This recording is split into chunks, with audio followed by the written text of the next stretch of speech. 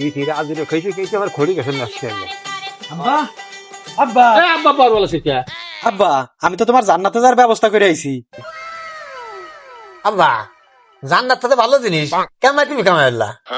আব্বা ওই কালকে মাহফিল শুনবার গেছিলাম না, ওই জায়গা ওই হুজুরি কইলো যে দান সকাত করে সে নাকি জান্নাত পায়। তো তোমার যে পাপ, তোমার ওই যে পালে একটা কালা গরু ছিল না, ওইটা বেঁচে তো আমি গরিব মানুষকে দান করে দিছি।